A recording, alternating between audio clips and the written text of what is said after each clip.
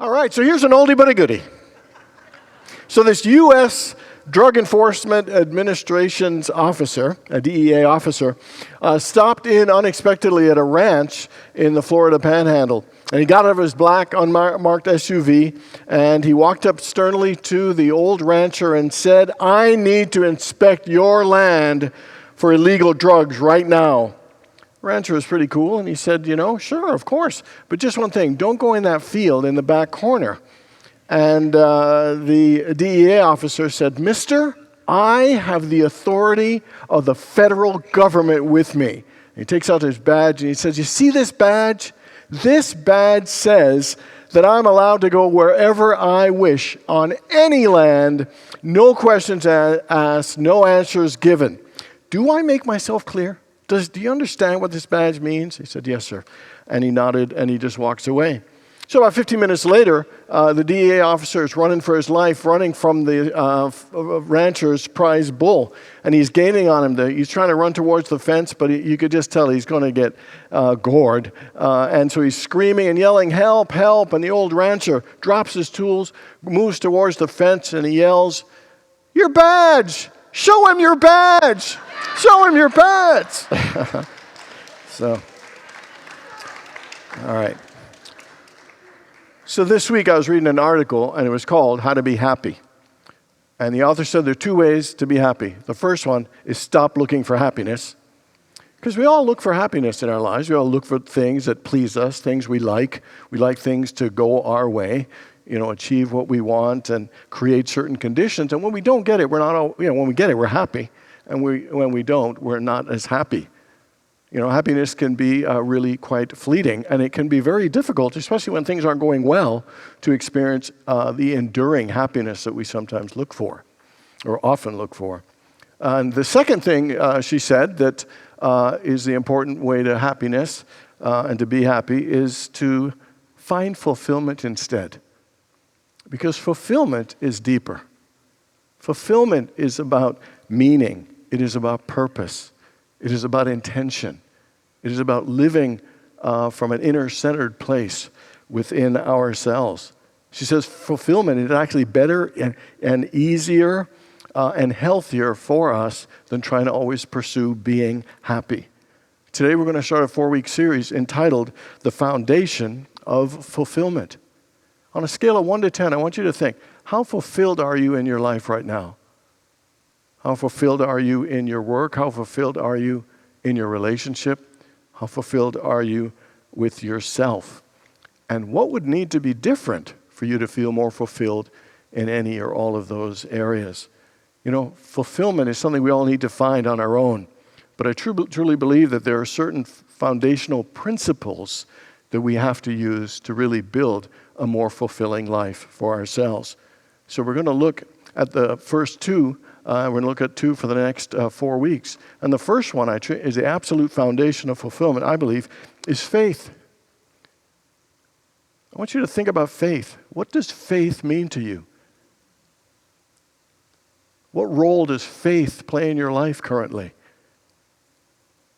And how does faith make your life better? People are always saying stuff like, keep the faith, have faith, hold on to your faith. Because at some level, we know that having faith is an important thing. The Bible mentions faith 458 times. It mentions love 541. Not much of a difference when you consider love is the greatest commandment. It makes sense why there's so many. So obviously, faith has a high value as well. Faith is a belief that there's a higher power and intelligence and spirit through which we can call forth infinite good, unlimited amounts of love and wisdom and goodness and understanding and abundance. Studies show repeatedly of people, they have done lots of studies about people of faith, and it shows consistently that when people live a life of faith, they have a greater locus of control. People of faith have more optimism. People of faith have a higher self-esteem, a greater resilience, and a level of strength to achieve the things they want to achieve or things to overcome in their lives. People of faith tend to feel better and have better immune systems and feel less lonely. People of faith know that there's a higher plan and purpose for things, even though we can't always see it in the moment. So I truly believe faith is a foundation of fulfillment because it gives a level of spiritual groundedness and emotional stability when we live a life of faith. How many people here have ever at a time in your life lost your faith? Anybody ever lost your faith? Okay, about 10 of us. Great. I mean, ever lose your faith to the point that you just felt empty and alone or lost, even hopeless or powerless that you could ever make your life get any better? Ever reach that point where you feel so disconnected and so far removed from the life you wanted to have? So far removed from the person you wanted to be and the things you wanted to feel and enjoy and experience in your life. If you think of a time in your life where you had a lot of faith, think of a time when you had low or no faith. And how different was your experience of life? I really believe that faith makes a huge difference, having it or not having it. I think faith is an element that affects the quality, our enjoyment, our experience, and our level of confidence in how we live our lives. Matthew 21, verse 21 to 22 is my favorite, one of my favorite scriptures, and Jesus speaks on the power of faith. We'll start at 18 to get a picture of the whole scene. It says, "In the morning, when he returned to the city, he was hungry. And seeing a fig tree by the side of the road, he went to it and found nothing on it at all but leaves. And then he said to it, 'May no fruit ever come from you again.' And the fig tree withered at once. When the disciples saw it, they were amazed, saying, 'How did the fig tree wither at once?' Jesus said to them, 'Truly I tell you, if you have faith and do not doubt, not only will you do what was done to the fig tree, but even if you say to this mountain, be lifted up and thrown into the sea, it will be done. Whatever you ask in prayer with faith, you will receive.'" Let's look at a few things. First of all, the context. Every time I read this, Jesus was hungry. The fig tree didn't have fruit. He cursed it and it withered. I always think of that commercial, where it's like, "Cranky Jesus? Maybe you could use a Snickers." That's right. He's hungry. He curses the fig tree? I bet you if someone handed him a Snickers, that fig tree would still be alive today. But I don't know. I digress. Here's the answer, and here's the power of faith that he's talking about. He says, "Truly, I tell you, if you have faith, not only will you do what was done to the fig tree, but even if you say to this mountain, be lifted up and thrown into the sea, it will be done. Whatever you ask in prayer with faith, you will receive." Here's Jesus is saying that we are very powerful, and through our faith, we can do three things. And the first thing is, with our faith, we can curse things and they will wither. Sometimes we need to be careful with the power of our faith and the power of our spoken word. Sometimes we curse things in our lives we don't like. We curse our jobs. We curse our bodies. We curse our car. We curse the weather. There are all kinds of things that we just curse and put down, complain about, think negatively, and speak negatively about. And what we're doing is withering our own joy, withering our own experience of abundance and happiness and fulfillment. So he's saying you're powerful. Faith is powerful, and you need to be careful where you invest and channel that faith. And second thing he says is that that we can remove mountains. Mountains represent any problems or obstacles, anything you think in your life that is blocking you from achieving your goal or stopping you from being happy. I mean, we could complain and get stuck and feel this is hopeless, it's terrible, it's impossible, or we can use our faith to remove those mountains, to say that God is greater than this. I can overcome this. I can improve on this. I can, get better and better from this thing. This thing will not stop me. Any mountain you feel in your life, it can be removed. Things can change. Things can improve.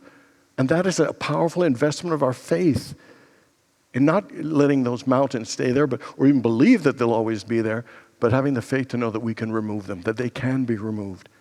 And then the final thing, it says, whatever you ask in prayer, with faith, you will receive. And it's saying that we are so powerful in faith. If there's something that isn't in our life, we can ask. It says whatever.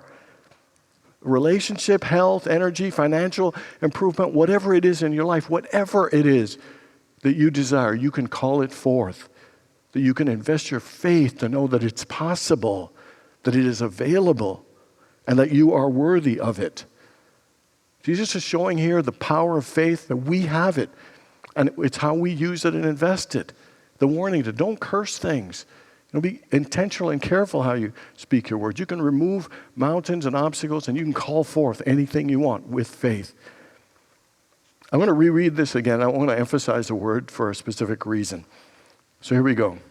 Truly, I tell you, if you have faith and do not doubt, not only will you do what was done to the fig tree, but even if you say to this mountain, be lifted up and thrown into the sea, it will be done. Whatever you ask in prayer with faith, you will receive. I love that because it's 6 times Jesus says you in 2 verses. Do you think he meant that intentionally, or was it accidental? You think it was intentional, or maybe just Jesus worked for the Department of Redundancy Department? I don't know. I would suggest he was pointing out to reminding each of us that you are powerful, that you have the power of faith, and you're the one that has the control where you invest this incredible gift and power of faith, because it can create, it can remove mountains, and it can also curse, and that's why we have to use it intentionally. 2 things about faith. It must be cultivated, and it takes time, and it takes consistent effort. Let's go to Matthew 13. Here's what it says. The kingdom of heaven is like a mustard seed that one took and sowed in a field.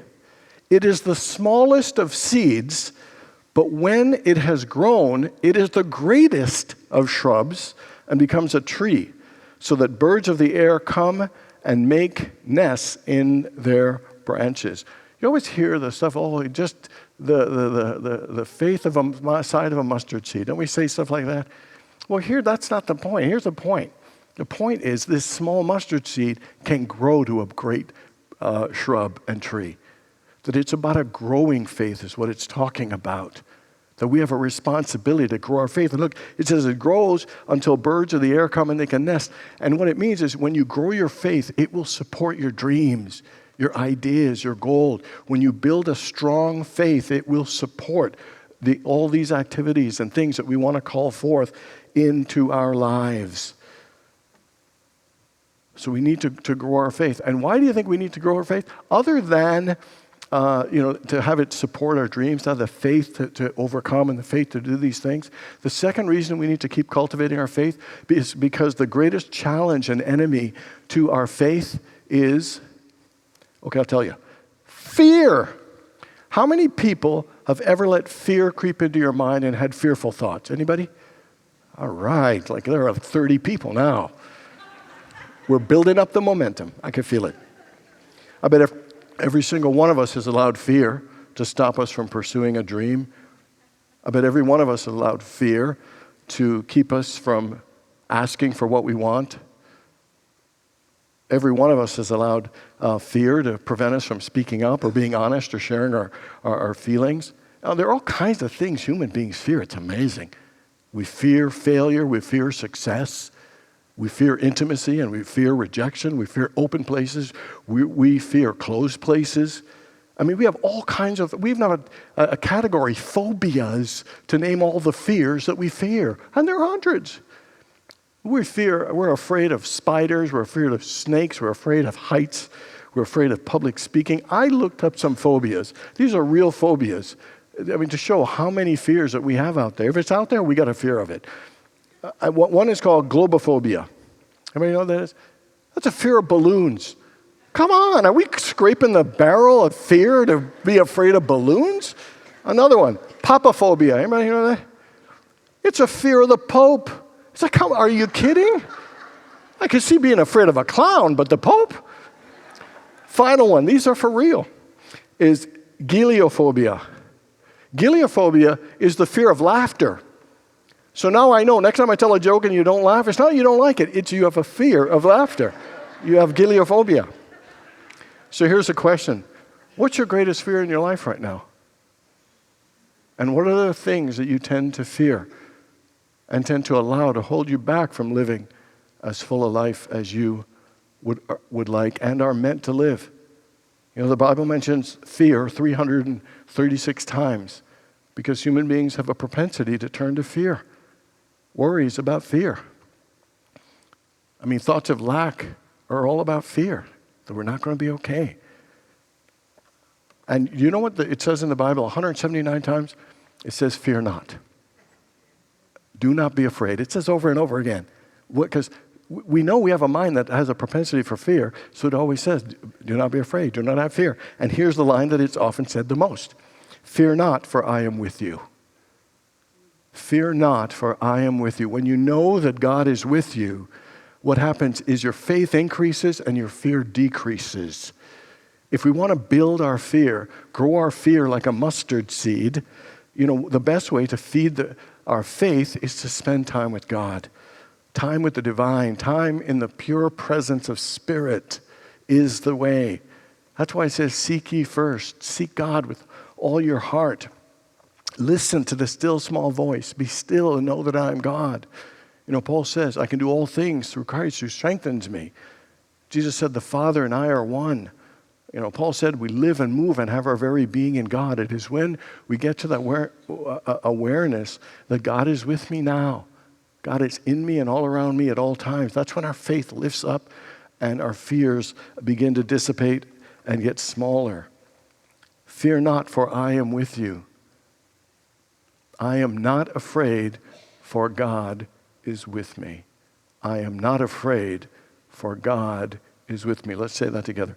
I am not afraid, for God is with me. Again, I am not afraid, for God is with me. I need not fear, for God is with me. Together, I need not fear, for God is with me. One more time. I need not fear, for God is with me. And the more that we immerse our mind in the mind of God, the more we're filled with God, and the more the fear just goes away. Jesus prayed 5 times a day. And it is that frequency that's needed to renew our minds and to keep building our faith and not allow fear to creep in. Because it is a constant aspect as the mind wanders that sometimes that our minds can slip into fear. So that's why we need to continuously cultivate faith and expand it and grow it. Another thing about faith, besides growing it, we need to test it and we need to work it. In the book of James, it says, faith without works is dead. Faith without works is dead. It's like if you do not apply and use and demonstrate and stretch your faith and test it, you will not get the benefits of it. You know, if you want it to work, you got to work it. You got to work and stretch and expand your faith. Remember the story when Peter and the disciples were in the boat and the water was stormy and Jesus was on it and they were a little scared. They didn't know if it was a ghost or what the deal was. And Peter said, hey, Jesus, if that's you, call me out. And so he calls him out of the boat. Peter steps out of the boat. He's standing on the water, just like Jesus. And he looks at Jesus, but then he changes his focus from the Christ to the crisis and sees all the storm, and he gets afraid and he sinks. And he has to climb back into the boat. Yet, later on, Jesus said, Peter, you are the rock upon which I'll build my church. And you know why? It's because he was willing to step out of the boat of his comfort into and stretch his faith. And that's what it requires. It isn't about getting faith perfect all the time and always get everything. It's, are you willing to stretch your faith? Are you willing to go a little bit beyond what you currently believe is possible and to have your faith in God carry you and expand you? So in what ways are you willing to grow your faith and stretch your faith and step out of the boat of your own comfort to demonstrate and put faith into action? Because faith without works is dead, but faith with works grows. And it expands, and it supports, and it gives you confidence and resilience, and helps you to believe that all things are truly possible. First foundation of fulfillment is faith. And the second one to me is about values. You know, the article I was reading, the lady's name is Jennifer Sezes, and she says, fulfillment is about living your values. And whether it's integrity or honesty or kindness, whatever your values is, your values and your priorities. And so that means that we need to know what are the things that are valuable to us. What are the things that really matter the most in our lives? What are our priorities? And then building our lives and our actions and our relationship based on those things.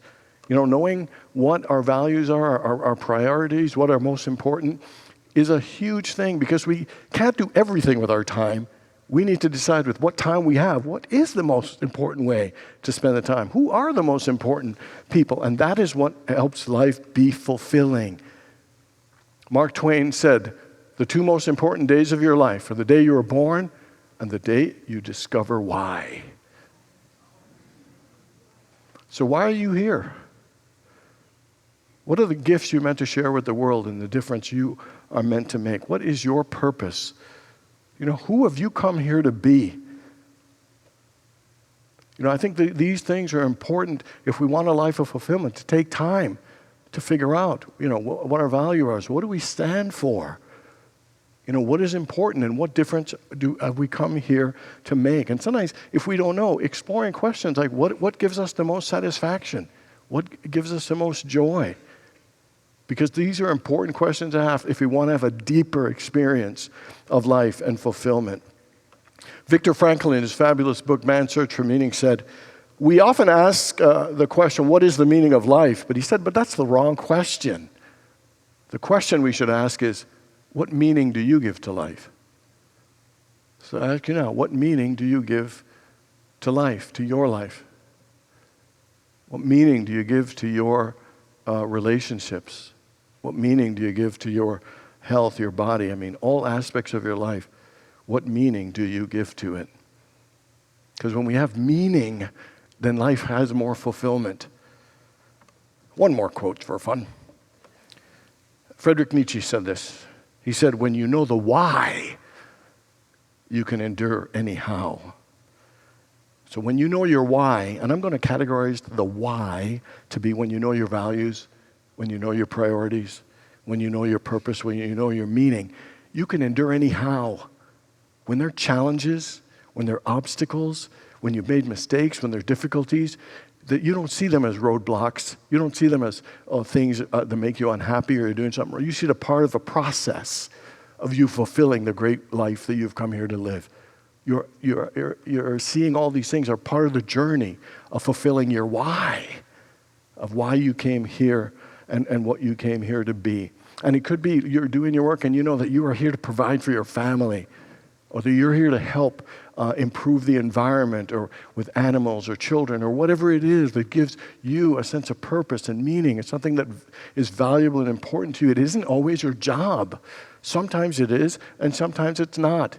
Yesterday, after the funeral, a gentleman came up to me, and he let me know that he was a prison pastor. And for 21 years, he's been a prison pastor. And he didn't know what I was talking about, but he kept saying, oh, it is so fulfilling. It is the most fulfilling thing in my life. I love being able to help those inmates believe in themselves and support, and know that support is there for them. And so I said to him, he was just beaming with this. I said, so how did you get into this? He said, well, my father was in prison. And I saw the impact that it had on our family and had on myself, and even how he was treated inside. And I wanted to make a difference. And so in his honor, I do this. And I said, it's your job? He said, no, I volunteer. It's on weekends. For 21 years, I've been doing this. He knew his why. And he said, it ain't easy, but it's fulfilling. And that's the difference. Sometimes when we look for happy, we look for easy.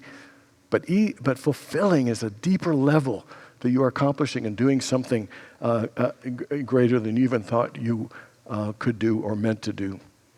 So anybody ever become a friend with somebody on Facebook that you don't even know? Anybody?